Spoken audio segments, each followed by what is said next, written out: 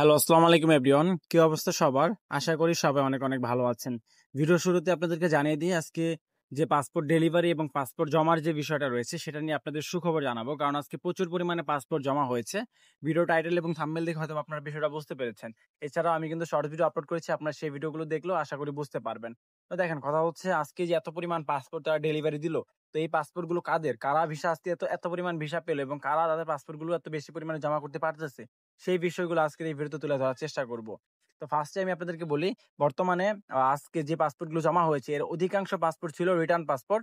যে পাসপোর্টগুলো ঈদের পরে জমা হয়েছে। আপনারা হয়তোবা দেখেছেন যে ঈদের পরে একটা সপ্তাহ প্রচুর পরিমাণে পাসপোর্ট ঢাকা ভিএফএস গ্লোবাল জমা নিয়েছে। আর এখন কিন্তু রিটার্ন পাসপোর্টে যত কার্যক্রম রয়েছে অর্থাৎ পাসপোর্ট জমা এবং পাসপোর্ট হচ্ছে ডেলিভারি দুটাই কিন্তু হচ্ছে ঢাকা ভিএফএস গ্লোবাল থেকে হচ্ছে। তো সেই ধারাবাহিকতায় যেই পাসপোর্টগুলো ঈদের পরে জমা হয়েছিল সেই পাসপোর্টগুলো আজকে সবচেয়ে বেশি পরিমাণে ভিসা হচ্ছে এবং হয়েছে আজকে। তো কথা হচ্ছে এই যে এত পরিমাণ রিটার্ন পাসপোর্ট আজকে ভিসা হলো, এর মধ্যে ২০২৪ এবং ২৩ এর পাসপোর্টগুলোই বেশি ভিসা হচ্ছে।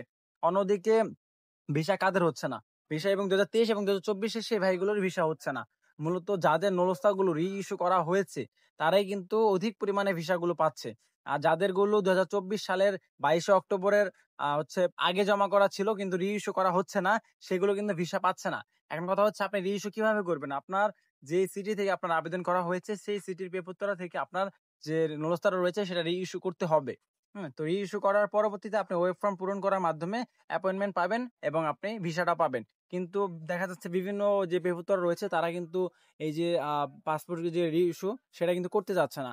বিভিন্ন সময় বিভিন্ন রকম বাহানা দিচ্ছে তারা এবং কোনো সময় তারা হচ্ছে বলতেছে যে এটা কোনো লিগ্যাল নোটিশ নেই। হ্যাঁ? আপনি লিগ্যাল নোটিশ নিয়ে আসেন বা ডকুমেন্ট নিয়ে আসেন আমরা আপনাকে রি-ইস্যু করে দিব। কারণ তারা তো একবার ইস্যু করেছে সেটা আবার রি-ইস্যু তারা কেন করবে? তো তারা সেক্ষেত্রে করতে চাচ্ছে না। তো যারা করতে পারতেছে তারাই মূলত দ্রুত সময়ের মধ্যে ভিসাগুলো পেয়ে যাচ্ছে। তো আশা করি বিষয়টা বুঝতে পেরেছেন। আর উকিলের মাধ্যমে যারা কাজ করাচ্ছে তাদেরটা একটু দ্রুত হচ্ছে। হ্যাঁ? তো তারপরে আশা করি সবারটাই হয়ে যাবে ইনশাআল্লাহ। সবার সমস্যার সমাধান হবে। আর আজকে যে পাসপোর্ট গুলো জমা হয়েছে সেগুলোর কথা যদি বলি, দেখেন এই যে ঈদের পর থেকে এই পর্যন্ত যে পাসপোর্ট গুলো জমা হচ্ছে এর মধ্যে মেক্সিমামই কিন্তু রিটার্ন পাসপোর্ট। হ্যাঁ? কয়টা নতুন পাসপোর্ট জমা হচ্ছে? নতুন পাসপোর্ট দিনে যদি ৫০ টা হয় রিটার্ন পাসপোর্ট হচ্ছে ২০০ টা। তবে যে নতুন পাসপোর্ট গুলো জমা হচ্ছে বর্তমান সময়ে সেগুলো কিন্তু আবার হচ্ছে ২, ৪, ১০ দিনের ভিতরে কিন্তু সেই ভিসাগুলো হয়ে যাচ্ছে। আবার ২০২৪ এর ২২শে অক্টোবরের পরে যে পাসপোর্ট গুলো ডেলিভারি মানে হচ্ছে জমা হয়েছে, মানে হচ্ছে আপনার যে রি-ইস্যু করার আগের যে পরে যে পাসপোর্ট গুলো জমা হয়েছে সেগুলো তো আর রি-ইস্যু করার কোনো সিস্টেম নেই। সেগুলো তো ইস্যু করা হয়েছে, সেগুলো তো ইস্যু করতে হবে না। তো সেগুলোর আবার ভিসা হয়ে যাচ্ছে। অর্থাৎ মূলত ২০২৪ এর ২২শে অক্টোবর আগে যত পাসপোর্ট জমা হয়েছে সেগুলো রি-ইস্যু করা না হলে তারাই ভোগান্তির শিকার সবচেয়ে বেশি পরিমাণ হচ্ছে। তারা ভিসা আদৌ পাবে কি না পাবে সেই বিষয়টা কিন্তু তারা সিওর না।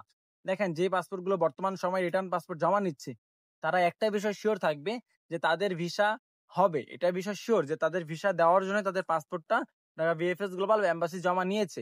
এখন ১ দিন লেট হোক বা ১০ দিন লেট হোক তারা ভিসাটা পাবে। কারণ আমরা গত দিনগুলোতে দেখেছি আপনার হচ্ছে ৩ দিন, ৪ দিন বা ১ সপ্তাহের মধ্যে ভিসাগুলো তারা দিয়ে দিয়েছে। অর্থাৎ রিটার্ন পাসপোর্ট যেগুলো পুনরায় জমা নিয়েছে, সেগুলো ৩, ৪ দিন বা ১০ দিনের মধ্যে ভিসা হয়ে গেছে। কিন্তু বর্তমান সময়ে যে রিটার্ন পাসপোর্ট গুলো জমা নিচ্ছে ঈদের পর থেকে, সেগুলো কিন্তু অলমোস্ট প্রায় ২৪-২৫ দিন হয়ে যাচ্ছে কিন্তু তারপরেও ভিসা পাচ্ছে না। তো দেখেন আপনাদের ১ মাস যদি লাগে বা ২ মাসও যদি লাগে তারপরেও আপনারা নিশ্চিত থাকতে পারবেন যে ভাই আপনাদের ভিসাটা হবে। ২ বছর অপেক্ষা করার পরও আপনার ভিসাটা হবে। কিন্তু যেই ভাইয়ারা ২০২৩ এবং ২০২৪ এর এই ২২ অক্টোবর আগে তার পাসপোর্ট গুলো রিইস্যু করতে পারতেছে না বা রিটার্ন পাসপোর্ট জমা দিতে পারতেছে না, তারা সবচেয়ে বেশি পরিমাণে ভোগান্তির শিকার হচ্ছে। তারা আদৌ জানে না তাদের ভিসা হবে কি হবে না, সেই বিষয়টা তারা সন্দিহান আছে। আশা করি এই সমস্যা দ্রুত সমাধান হবে এবং এই সমস্যার সমাধান করার জন্য আমরা আগামী ২৩শে জুলাই আন্দোলন কর্মসূচি ঘোষণা করেছি যে এখানে শান্তিপূর্ণভাবে আমাদের যে সমস্যাগুলো রয়েছে সেগুলো আপনাদের মাঝে তুলে ধরা হবে এবং মিডিয়ার মাধ্যমে তুলে ধরে আমাদের সমস্যাগুলো জানানো হবে।